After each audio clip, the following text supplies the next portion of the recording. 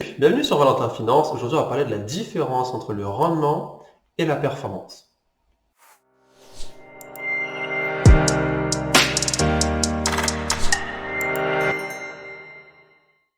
Alors oui, là, je filme avec le micro à la main cette fois-ci, puisque je me prends des décharges électriques quand je porte le micro sur moi.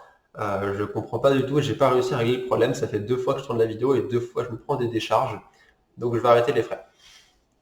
Alors, d'où vient cette idée de vidéo? Tout simplement, en ce moment, je suis en train de travailler depuis plusieurs mois sur la création d'une société financière avec différentes personnes. Et la personne qui s'occupe du marketing de l'entreprise, on a dû peut-être passer 10 minutes, un quart d'heure, sur revenir sur le point de la performance et du rendement, puisque je travaille, entre guillemets, euh, dans notre société, il y a une partie marketing et une partie uniquement avec les financiers, les traders.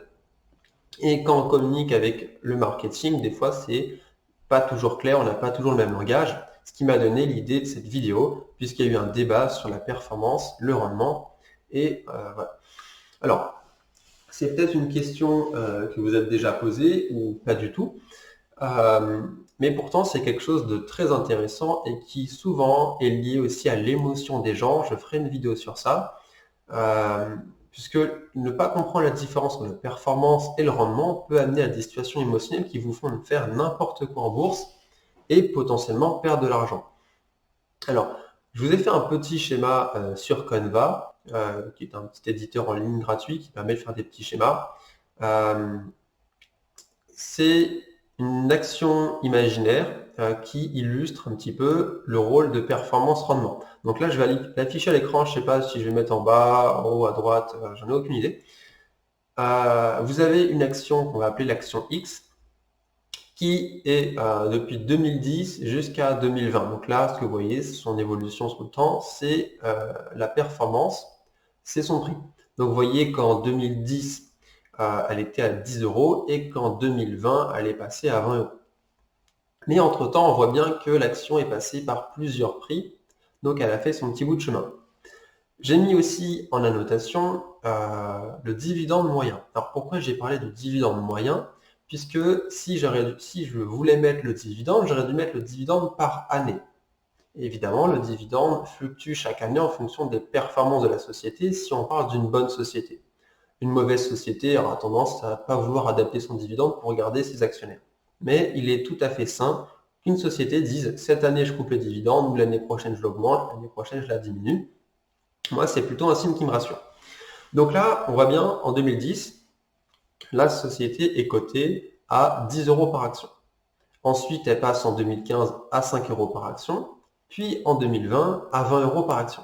Donc là, ce qu'on vient de voir, c'est la performance boursière de la société. On voit bien en 2010 que la société est 2 fois plus valorisée qu'en 2015. Donc entre 2010 et 2015, vous avez ce qu'on appelle une performance négative. La société s'est dévalorisée, donc le prix de l'actif s'est dévalorisé. Ensuite, entre 2015 et 2020, vous avez un sacré rebond. La société s'est revalorisée à 4 fois son prix antérieur, donc son prix de 2015. Et on voit bien du coup que la performance entre 2015 et 2020, elle est positive. Si on regarde sur du plus long terme, la performance entre 2010 et 2020, elle aussi est positive, puisqu'on passe de 10 euros à 20 euros. Donc là, je vous ai parlé uniquement de la performance, mais pas du rendement. La plupart des gens investissent dans la performance. C'est-à-dire que s'ils investissent en 2010, eh bien entre 2010 et 2015, ces investisseurs-là feront la gueule, puisque leur patrimoine va diminuer. Mais entre 2015 et 2020, ils seront tout contents, sauteront au plafond, puisqu'ils auront l'impression de gagner de l'argent. Sauf qu'il faut savoir que le prix que vous voyez, c'est virtuel. Tant que vous ne l'avez pas encaissé, c'est virtuel. Il y a une petite scène comme ça dans Wall Street où, si j'arrive à retrouver l'extrait, je vais vous le mettre, où il dit, voilà, c'est du vent. Voilà. Si on peut leur faire gagner de l'argent en même temps, c'est avantageux pour tout le monde, c'est pas vrai? Non. Règle numéro 1 à Wall Street.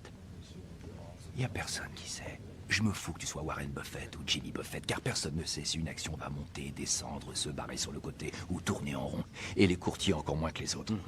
C'est que du vent. Tu sais ce que c'est que la finance? Oui, la finance, c'est vendre, acheter... Non, ça n'a rien à voir. C'est du vent, du bluff. poudre aux yeux, ça n'existe pas, ça n'a rien de réel, ça n'a aucune importance, c'est pas dans le tableau périodique des éléments. Putain, y a rien de réel. Tu piges. Ouais. Donc là, vous avez eu l'illustration de la performance boursière, ce qui intéresse majoritairement les gens, puisque c'est très visuel. Vous voyez des plus, vous voyez des moins, ça monte, ça descend, c'est très factuel.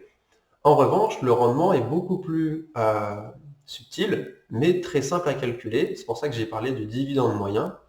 Vous avez ici un dividende moyen de 1 euro. Donc, sans faire maths sup, vous achetez une action d'où le dividende moyen est de 1 euro et vous l'achetez au prix de 10 euros en 2010. En moyenne, vous allez avoir 10% de rendement. Pourquoi je dis en moyenne? Puisque c'est un dividende moyen. Si durant une année, le dividende est coupé, vous avez 0% de rendement. Si une année, le dividende passe à 2 euros, vous avez 20% de rendement sur cette année. Et si vous lissez, vous faites la moyenne de tous ces rendements, avec un dividende moyen de 1 euro, vous avez un rendement de 10%. Exactement pareil en 2015. Si vous faites partie des chanceux qui ont pu acheter en 2015 l'action à 5 euros, vous avez un rendement de 20% en moyenne, puisque le dividende moyen est de 1 euro. Et si vous achetez en 2020, vous avez un rendement moyen de 5%. Donc le rendement est très fortement corrélé au prix d'achat et aussi au dividende moyen sur le temps. Donc ça, c'est un piège à éviter. Si vous voyez une action, il y a écrit rendement 15%, mais que vous voyez que le dividende, c'est la première année qu'il y a un dividende, il est de je sais pas combien, et que le prix est pas très cher, méfiance. Vous n'avez pas de visibilité sur le dividende, vous ne connaissez pas la politique de dividende de la société, et en plus, vous ne connaissez pas non plus le bilan. Donc le plus important pour je veux dire un actionnaire, mais oui, du coup un actionnaire qui est un investisseur, le plus important pour un investisseur, c'est pas de se préoccuper de la performance, en faire abstraction, mais plutôt de se préoccuper de son rendement. Puisque vous, votre but en tant qu'investisseur, c'est un jour de pouvoir vous dire j'arrête de travailler, je vis de mes rentes. Eh bien, c'est pas en ayant une performance qui fait du x2, fois moins, divisé par 2, puis x4, divisé par 8, etc., que vous allez dormir tranquille sur vos deux oreilles. Vous allez dormir tranquille en ayant un patrimoine assez diversifié, mais pas trop, avec un rendement moyen vous permettant de vivre décemment chaque année. Ça, c'est une erreur qui est très courante, c'est de se référer uniquement aux performances, et c'est ce qui attire de nombreuses personnes, par exemple, vers des sociétés qui sont extrêmement surcotées et qui un jour finiront par faire une chute gigantesque et du coup perdre la totalité quasiment de leur investissement. C'est-à-dire que si vous avez investi un truc à 100 euros, que finalement tout s'effondre, repasse à 20 euros, que la société ne versait pas de dividendes, et bien vous avez perdu 80 euros pour rien. Donc ça, c'est vraiment quelque chose d'important. Différencier vraiment l'investissement de la spéculation. Le spéculateur fera attention aux performances. L'investisseur fera attention au rendement, un petit peu aux performances, puisqu'évidemment, une bonne performance vous permet de faire un bon arbitrage. Un arbitrage, je le rappelle rapidement dans la vidéo, c'est vous avez une action qui est surcotée, le rendement évidemment était correct, mais vous pouvez avoir un meilleur rendement ailleurs. Vous faites un arbitrage, vous enlevez une petite partie avec les plus-values qui vous permet d'acheter une action avec un bon rendement.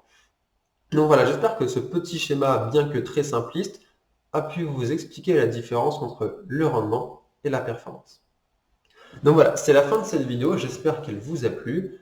N'hésitez pas à vous abonner, hein, je vous le rappelle, cette chaîne est très nouvelle. Et évidemment, vu qu'on parle essentiellement de finance, voire de bouquins, de culture générale liés à la finance, c'est pas une chaîne qui décolle extrêmement vite puisque je ne vous propose pas de gagner des milliers d'euros en quelques mois. Je vous propose seulement, entre guillemets, d'apprendre de la culture financière. Donc voilà, portez-vous bien et à la prochaine.